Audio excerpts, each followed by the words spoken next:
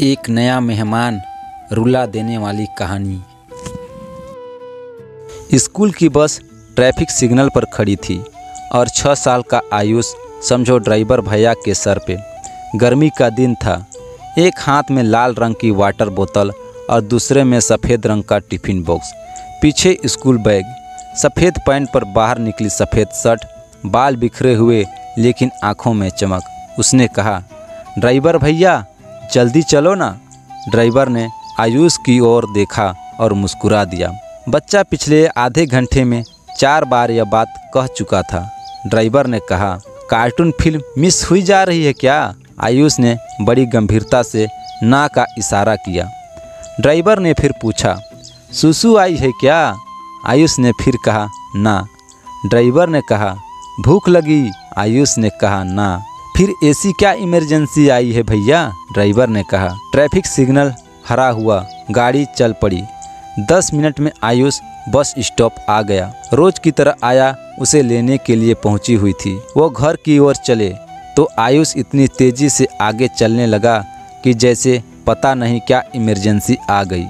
5 minute में वो दौड़ता हाँफता अपने 3rd फ्लोर के फ्लैट की सीढ़ियों पर था। घंटी बजाई, लगातार कई बार बजाने लगा। उसकी इस आदत से उसके पापा बड़े परेशान रहते थे। रोज कहते थे, ऑर्केस्ट्रा पार्टी में हो जो यहाँ कीबोर्ड बजा रहे हो। उसकी माँ रागिनी ने दरवाज़ा खोला। 7 महीने से प्रेग्नेंट थी।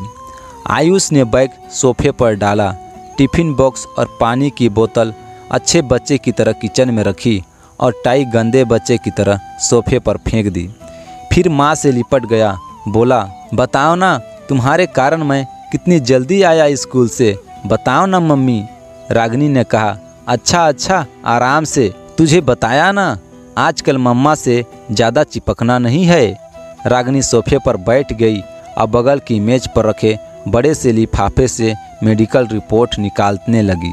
ये देख, डॉक्टर अंकल ने ये दिया, रागिनी ने कहा और आयुष की छोटी छोटी अंगुलियों को अपनी सोनोग्राफी रिपोर्ट पर बनी एक सफ़ेद आकृति के ऊपर फिराने लगी। आयुष को तो जैसे किसी खजाने की झलक मिल गई। उसने कहा, कब? रागिनी ने कहा, 2 महीने बाद 5 जुलाई को।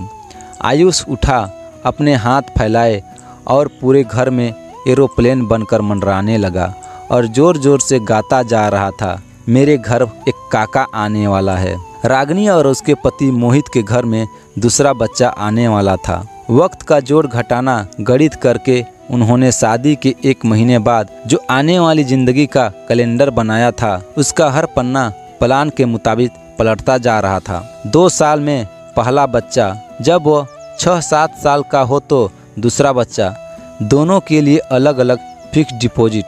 आयुष की अच्छी परवरिश हो, इसके लिए रागिनी ने अपनी बैंक की नौकरी छोड़ दी थी और कई साल से माँ होने की नौकरी, जो अपने आप में फुल टाइम जॉब होती है, बखूबी संभाल रही थी। मोहित एक अच्छी पोजीशन पर था, अच्छी खासी तनख्वाह मिलती थी।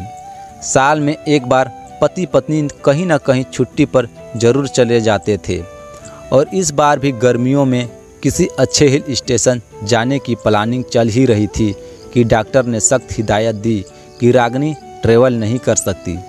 अगले ही दिन मोहित ने रागिनी की मां को फ़ोन लगाया और कहा, मम्मी, डॉक्टर ने तो रागिनी को कहा कि वो कहीं जा आ नहीं सकती, तो हमने अपनी छुट्टी भी कैंसिल कर दी है और उसके बाद लक्ष्मी की शादी में यार शहर भी नहीं आ पाएंगे।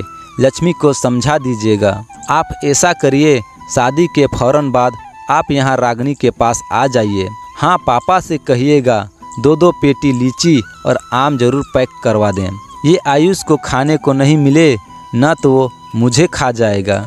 रागिनी की मम्मी ने कहा, ठीक है, और वैसे भी अब तो गोद भराई भी होने वाली है। मोहित कोशिश करता था कि रागिनी को खुश मिजाज रखे, अपने दफ्तर की फाइलें और स्ट्रेस वो घर वापस न लाए। दोनों साथ में पुरानी पिक्चरों के गाने सुनते थे।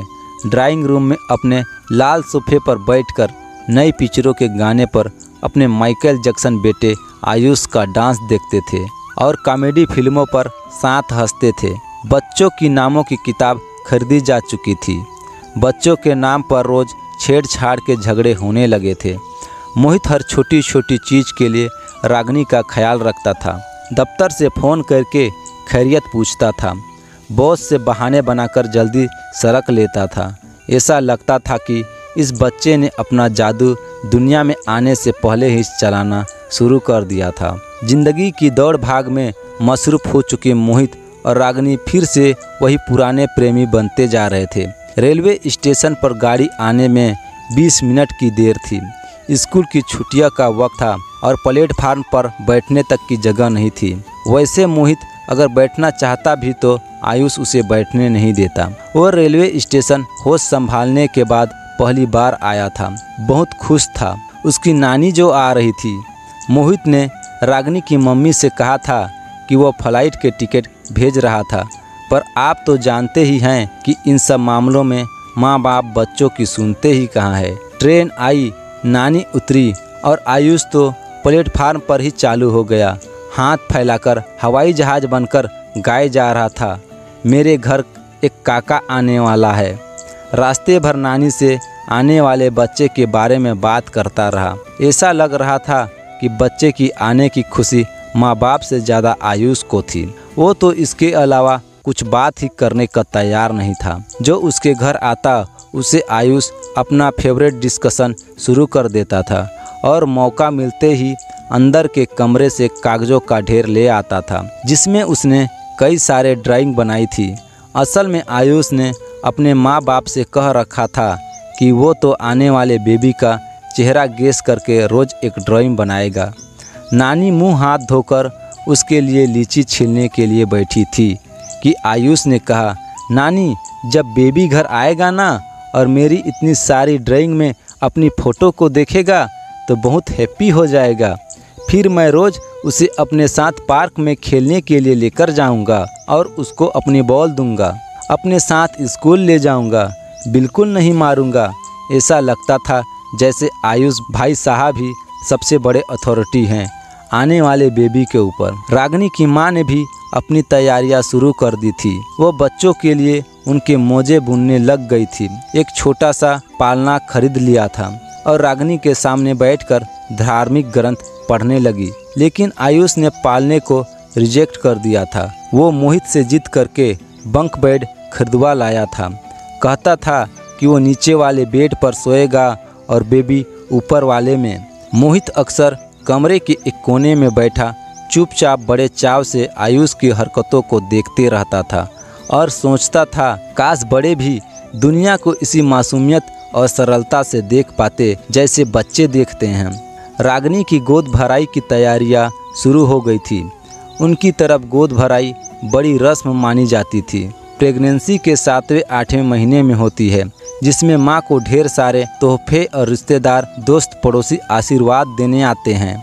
यूँ तो मोहित ने उनसे कह रखा था कि वो सब कुछ संभाल लेगा, पर रागिनी परफेक्शनिस्ट थी और सच कहूँ तो उसे भरोसा नहीं था कि इतने बड़े फंक्शन को उसका हस्बैंड अकेला ऑर्गेनाइज कर पाएगा। रागिनी ने कहा, मुझे ही कर लेने दो। दिन भर एक सोफे से बिस्तर और बिस्तर से सोफे के बीच पेंडुलम की तरह घूमती ही तो रहती हूँ। मुझे लगता है कि गोद भराई की तैयारियाँ एक बहाना ही रहा होगा। रिश्तेदारों की उस फौज से बचने के लिए जो धीरे धीरे घर पर धावा बोलने की तैयारियां कर रही थी। मामियां और भाभियां, चाचियां और फूफियां सब आने का मन बना रही थी। इस बीच आयुष का बेबी पूरन जोर शोर से चालू था। अब तो उसके फ्रेंड्स भी बच्चे के बारे में पूछने लग गए थे। आंटी, आयुष को बुला दीजिए प्लीज। आंटी, बेबी घर कब आने वाला है? बेबी का क्या नाम है? अरे नाम से याद आया कि नाम का महासंग्राम अभी खत्म नहीं हुआ था। अगर लड़का होता तो मोहित ने 3 नाम शॉर्ट लिस्ट किए थे, अविरल, आदित्य, हिमांशु। रागिनी ने जवाब में शॉर्ट लिस्ट किए थे, कुश, मलय और कौस्तुभ। अच्छा अगर लड़की होती तो मोहित ने अपना फाइनल नाम एक ही सोच लिया था, ऐसा। और रागिनी का फैसला था कि उसकी बेटी का नाम आदिति होगी। इन 8 नामों की लड़ाई में बेचारा आयुष पिसा जा रहा था। न जाने कितनी बार वो पर्चियाँ उठा चुका था, न जाने कितनी बार वो आंखें बंद करके बड़ी सी सीट पर कई नामों में से एक नाम पर उंगली रख चुका था। लेकिन हर बार मियाँ बीवी में कुछ न कुछ आरोप प्रत्यारोप होते जा रहे थे और फैसला खारिज होता जा रहा था। ये सब करते करते गोद भराई का दिन भी आ गया। घर रिश्तेदारों से भरा था।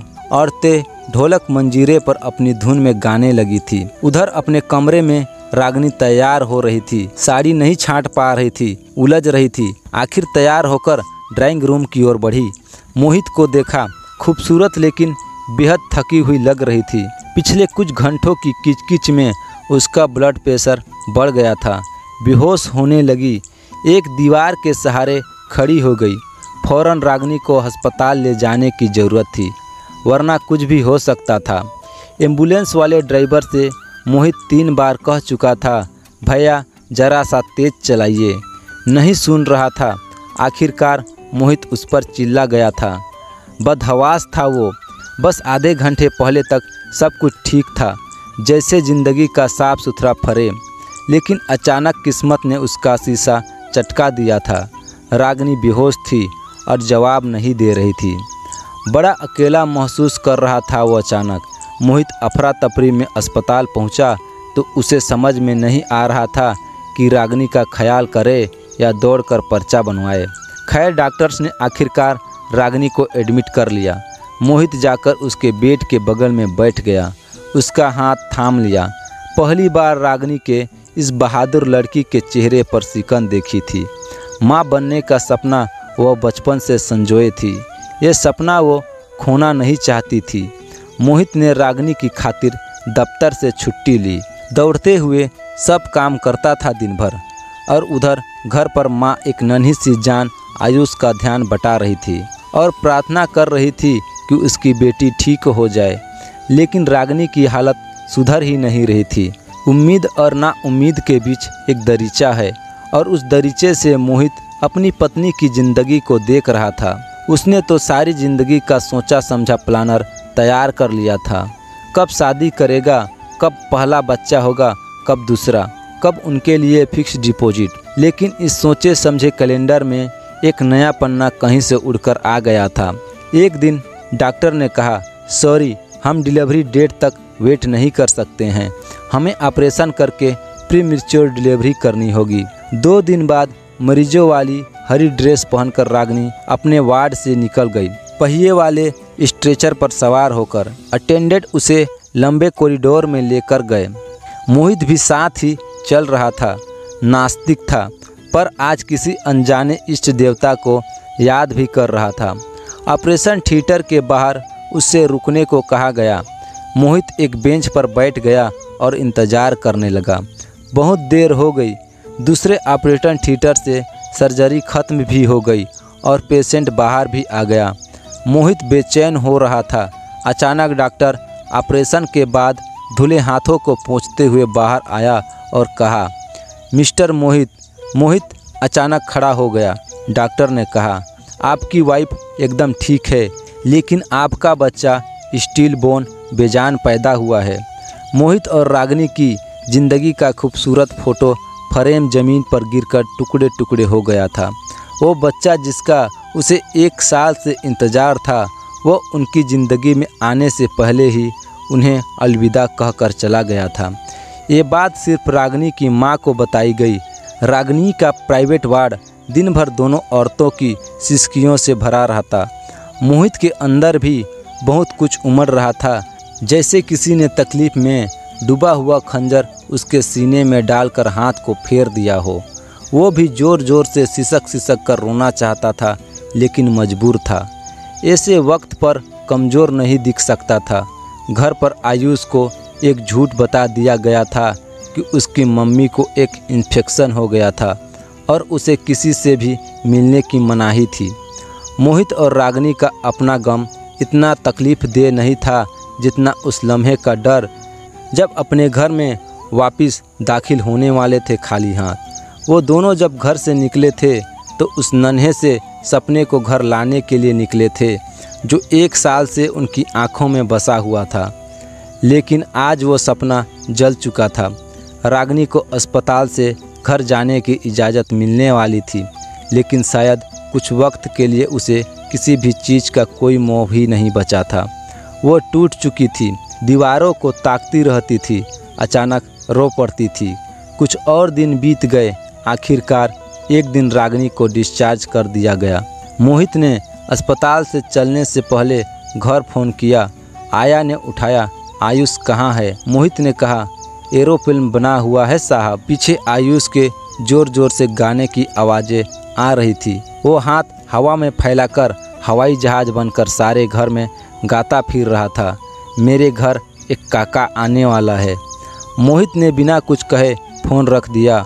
पेपर वर्क पूरा हो गया था। वो लोग चल दिए। आधे घंटे बाद मोहित ने अपने घर पर घंटी बजाई। आया ने दरवाज़ा खोला और पलटकर चिल्लाई, आयुष देखो कौन आया है। आयुष दौड़ता हुआ आया। वही एरोप्लेन वाली मुद्रा करता हुआ बोला, कहाँ है बेबी, कहाँ है बेबी? मोहित ने पलटकर रागिनी और उसकी माँ को देखा। रागिनी बोली, लो ये है तुम्हारा बेबी। रागिनी की गोद में एक छोटा सा बच्चा था।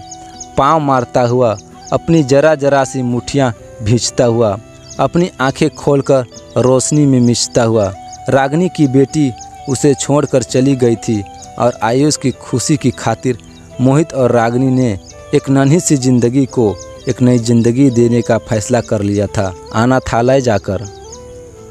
आपको ये कहानी से क्या सीख मिलती है हमें कमेंट करके ज़रूर बताएं। और वीडियो अच्छा लगा तो वीडियो को लाइक शेयर और चैनल में नए हैं तो चैनल को सब्सक्राइब करना ना भूलें। धन्यवाद।